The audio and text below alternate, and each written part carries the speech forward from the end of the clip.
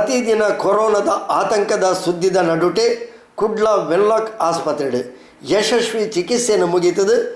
4 ಜನ ಗುಣಮುಖರಾಯಿನ ಸುದ್ದಿ ಸೋಮವಾರ ಬಯ್ಯಗೆ ಜಿಲ್ಲಾಡಳಿತ ತೆರಿಪಾದನು. ಸುರುತ ಸೋಂಕು ದೃಢಾಯಿನ ಭಟ್ಕಳ ಮೂಲದ ವ್ಯಕ್ತಿ ಸಹಿತ 3 ಜನ ಕಾಸರಗೋಡದ ವ್ಯಕ್ತಿಲ್ಲ ವೆನ್ಲಾಕ್ ಆಸ್ಪತ್ರೆ ಚಿಕಿತ್ಸೆಯನ್ನು ಪೊರ್ಲುಡೆ ಮುಗಿತದೆ. ಪೂರ್ತಿ ಗುಣ ಆದ ಆಸ್ಪತ್ರೆಯಿಂದ ಬಿಡುಗಡೆ ಆತೇರು. ಆಂಡಲ ಮುನ್ನೆಚ್ಚರಿಕೆ ಕ್ರಮ ಆದ ನಲಲ 14 ದಿನ ಅಕಲು ಇಲ್ಲಡೆ ಉಪ್ಪೋಡು. ಇಂದ ಬಗೆಟ್ ದಕ್ಷಿಣ ಕನ್ನಡ ಜಿಲ್ಲಾಧಿಕಾರಿ ಶ್ರೀಮತಿ ಸಿಂಧು ಬಿ ರೂಪೇಶ್ ಮಾಧ್ಯಮದಕ್ಕೆ ಪೊಲಬು ಕೊರಿಯರು.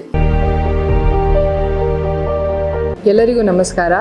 ದಕ್ಷಿಣ ಕನ್ನಡ ಜಿಲ್ಲೆಯಲ್ಲಿ ಇದ್ದ 12 ಪಾಸಿಟಿವ್ ಕೇಸಸ್ಸಲ್ಲಿ ಇವತ್ತಿನ ದಿನ 4 ಜನ ಸಂಪೂರ್ಣವಾಗಿ ಗುಣಮುಖರಾಗಿ ಅವರ ಮನೆಗಳಿಗೆ ಹೋಗಿದ್ದಾರೆ. ಇದು ಬಹಳ ಸಂತೋಷವಾದ ವಿಷಯವಾಗಿದೆ. ಇದಕ್ಕಾಗಿ ಹಗಲಿರುಳು ದುಡಿದಂಥ ಎಲ್ಲ ಡಾಕ್ಟರ್ಸ್ಗಳು ಮತ್ತು ನರ್ಸಸ್ಗಳು, ಪ್ಯಾರಾಮೆಡಿಕಲ್ ಸ್ಟಾಫ್ ಎಲ್ಲರಿಗೂ ನಾನು ಧನ್ಯವಾದವನ್ನು ಹೇಳ್ತಾ ಇದ್ದೀನಿ.